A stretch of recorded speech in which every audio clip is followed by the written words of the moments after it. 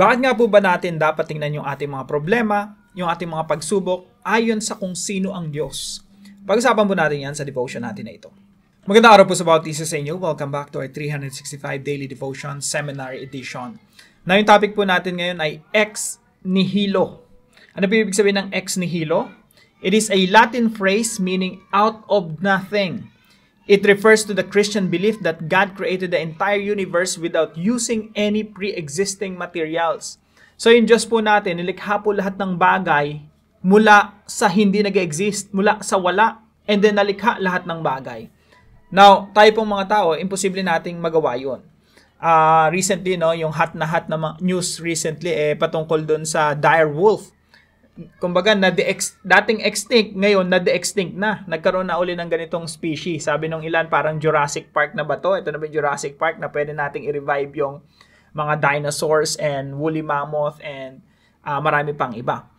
So, tayo, kaya nating gawin yon pero with using materials. Meron tayong mga ginagamit na mga, hindi ko alam kung paano nila ginawa yan exactly, no?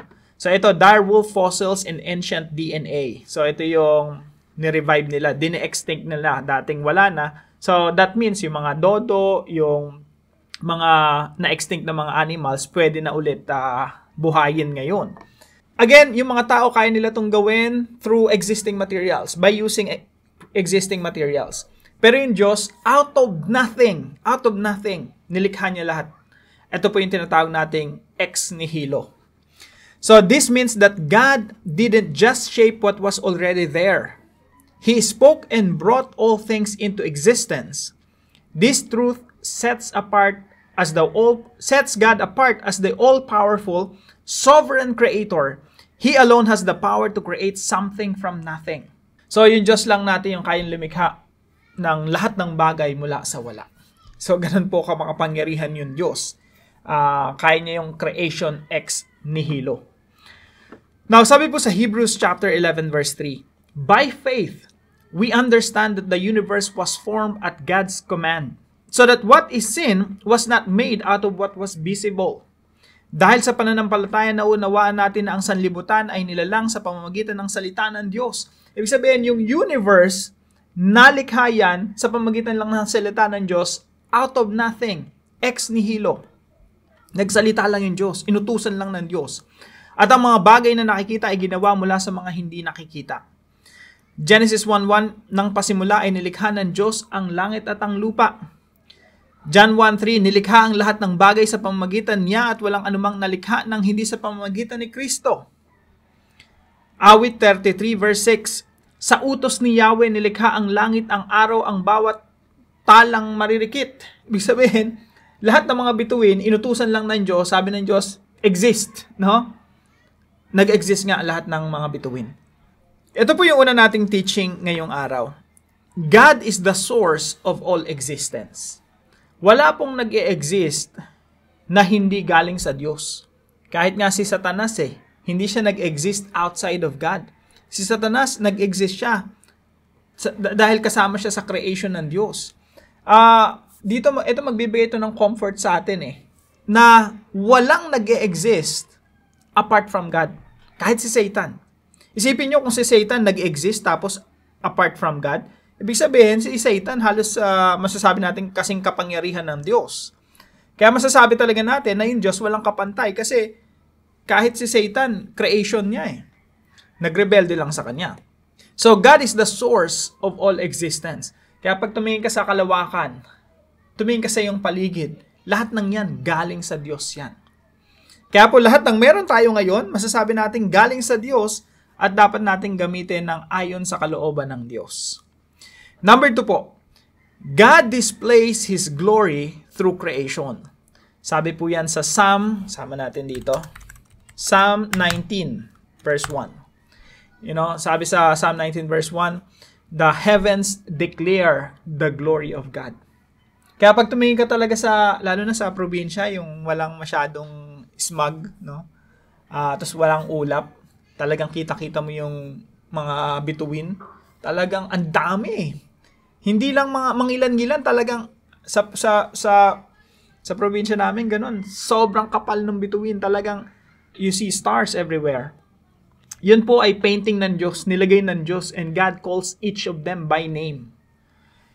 At mula doon sa mga bituin hanggang dito sa mga bagay dito sa lupa, nilikha ng Diyos lahat ng yon to display His glory.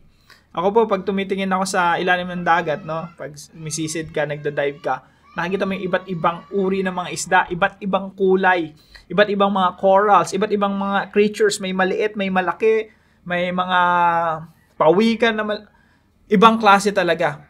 Feeling ko nung unang panahon, nung naglikha ang Diyos, nag-paint siya pinaint niya yung mga iba't ibang mga isda, iba't ibang mga ibon. Tapos lahat ng ito, work of art. Diyos ang lumikha ng lahat ng ito. Dinidisplay niya, pinapakita niya, sino-showcase niya, this is my creation. Kaya po lahat talaga nagdudulot ng pagpupuri at pasasalamat sa Diyos. Kaya si Adan, naniniwala ako nung nakita niya yung iba't ibang klase ng mga hayop, ang laging sinasabi niya, praise the Lord. Grabe ka, Panginoon, sa iyong nilikha. So, God displays His glory through creation. And number 3 po, God gives hope to hopeless situations. Kapag tinignan mo yung creation, Genesis 1:1, in the beginning, God created the heavens and the earth.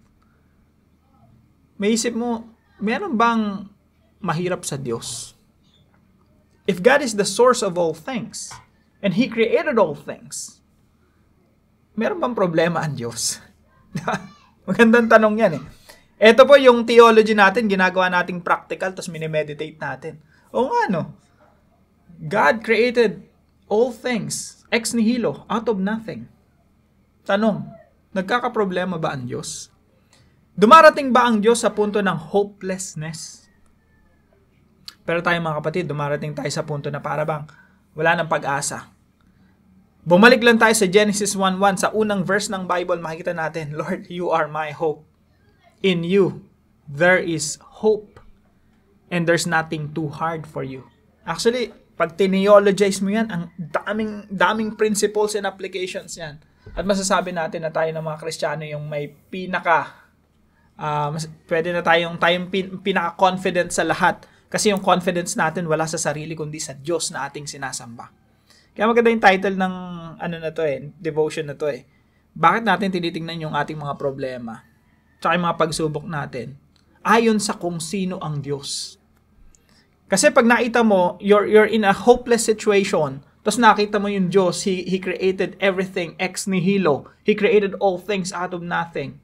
Marirelax ka, Lord. Kayo pala yung sinasamba ko nga pala, no? Ang liit lang pala ng mga problema at pagsubok ko. Yung parang hopeless sa akin, hindi nyo na pala pinoproblema yon. And I can rely on you. I can put my trust in you. So God gives hope to hopeless situations.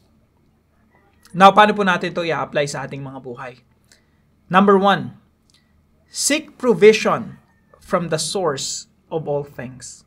Humingi po tayo sa Diyos. Yun naman ang sinasabi ng Panginoong Jesucristo sa kanyang mga katuroan. Lapit ka sa Diyos, Ama. Ask, seek, and knock. Yung kumakatok, pagbubuksan. Yung humahanap, makakatagpo. Ask, seek, and knock. So, kumakatok, pagbubuksan, humihingi, pagbibigyan. Ganun yung principle ng Panginoong Jesucristo Lapit ka lang sa Diyos. Ang Diyos ang magbibigay sa iyo. Ang Diyos ang sasagot sa iyo. Ang Diyos ang magbubukas ng pinto para sa iyo. Sabi po rito sa James chapter 1 verse 17, ang lahat ng mabuti at ganap na kaloob ay buhat sa Diyos, mula sa Ama na lumikha ng mga tanglaw sa kalangitan. Isipin nyo yung emptiness of space, yung vastness of space. Binigyan niya ng mga stars. Binigyan niya ng mga galaxies. Pinunan niya. Tayo pa kaya ng mga anak ng Diyos, no? Na tinuturing na mga anak ng Diyos. Sabi nito, every good and perfect gift is from above, coming down from the Father of the heavenly lights. Ama na lumikha ng mga tanglaw sa kalangitan. Philippians chapter 4 verse 19, and my God will meet all your needs according to the riches of His glory in Christ Jesus. Napakayaman ng Diyos He created all things. Now, ang konteksto po nito sa Philippians 4:19, kung ikaw ay taong generous, no? Sabi po ng banal na kasulatan, sabi ni Apostol Pablo sa mga taga-Pilipos, my God will meet all your needs. Generous pala kayo eh. Ang bait nyo pala eh. Mapagbigay pala kayo. Huwag kayong mag-alala. Mas mapagbigay ang Diyos sa inyo. At buhat sa hindi mauubos na kayamanan ng Diyos, ibibigay niya ang lahat ng inyong kailangan sa pamamagitan ni Kristo Jesus. May pagkukulang ba sa iyo? May kakulangan ba sa buhay mo, sa finances mo, sa spiritual life mo? There's something missing, maybe sa relasyon mo, parang may kulang. Hanapin mo lahat sa Diyos yun. No? Ang Diyos ang magkakaloob sa iyo. And number 2 po, view all your problems in light of who God is. Tingnan po natin, lahat ng mga pagsubok natin sa buhay, lahat ng mga challenges, lahat ng mga kinakaharap natin na mabibigat, tingnan natin lahat yon, not in light of our strength, not in light of our capacity to solve problems, not in light of our intelligence. We have to view all of those in light of who God is. Tingnan natin yung mga bagay-bagay ayon sa kung sino ang Diyos. Makikita po natin ang liit pala ng mga challenges natin sa buhay. Isipin nyo si Goliath, yung kinalaban ni David. Tingnan mo si Goliath in light of who God is. Yung Goliath, yung higante, bigla na lang liliit. Magkakaroon ng confidence na, Lord, sa inyo pala ako nakasandal. And you are the one who created all things ex nihilo, out of nothing. So view all your problems in light of who God is. I don't know your situation, pero isang encouragement lang, mga kapatid. Tingnan po natin yung mga problema natin ayon sa kung sino ang Diyos sa ating mga buhay. Hayaan po natin gumaan yung ating mga pakaramdam, yung ating mga bigatin, sa pamamagitan ng ating pagtitiwala sa kung sino ang Diyos. And let me remind you, God is the creator of all things. Ex nihilo, out of nothing, nilikha ng Diyos ang lahat ng bagay. Hopeless ka na ba ngayon sa iyong sitwasyon? There is hope in God. Pangatlo po, look up in hopeless situations. Marami sa atin, for sure, hirap na sa buhay. Ang daming mga challenges, may karamdaman, may problema sa finances, may problema sa relationship. The list goes on and on. Ang dami nating mga pagsubok. Pero sabi po ng psalmist sa Psalm 121 verse 1 and 2, I lift up my eyes to the mountains. Where does my help come from? My help comes from the Lord, the maker of heaven and earth. Very powerful. Doon sa mga burol ako'y napatingin. Saklolo sa akin saan manggagaling. Ang hangad kong tulong kay Yahweh magmumula, sa Diyos na lumikha ng langit at lupa. The fact that God created the heavens and the earth, the fact that God created all things, sabi niya, saan pa manggagaling yung tulong ko? Kundi sa Diyos na siyang may lalang ng lahat ng bagay. When you have problems, look up. Don't look around. Yung look around kasi, imbis na mag-look up ka, you look around, you look at people, you look at saviors around you. Minsan napupunta tayo sa mga nalalapitan nating mga tao sa paligid natin. Oy, mare, pahingin naman ng tulong. Oy, pare, pahingin naman ng tulong. Oy, boss, kailangan ko ng tulong mo. Before you look around, you need to look up. Sa Diyos ka muna lumapit. When we look around, naghahanap tayo ng solution sa paligid natin. Diyan pumapasok yung frustration. Madalas, napapahamak pa tayo. Minsan, napapahiya pa sa mga taong nilalapitan natin. Pero tanda natin, when we look up, hindi tayo mapapahiya. When we look up, hindi tayo ma-frustrate. When we look up, we find help from God Himself. Look up in hopeless situations. Hopeless ka na ba ngayon, kapatid? Look up. Look up.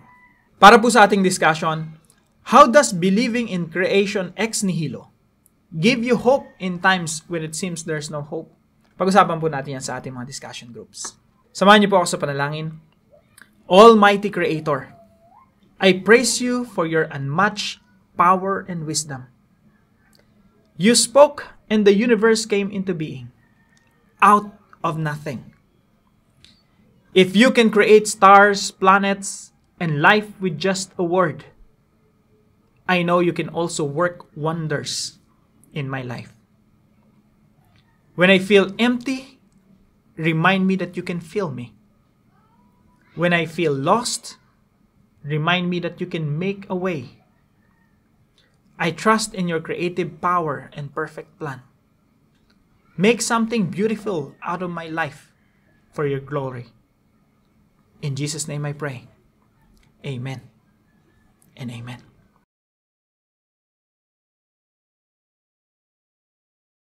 Maraming salamat po sa partner natin sa devotion natin na ito, ang Tres Marias, mga kapatiran natin from Laguna. Thank you po sa inyo. At kung kayo po ay may natutunan sa devotion natin na ito, ipalam nyo lang po sa comment section right below this video. And please don't forget to share this devotion to your family and friends. Magandang umaga po sa inyo mga kapatid. See you po tomorrow 5 a.m. dito sa ating Daily Devotions.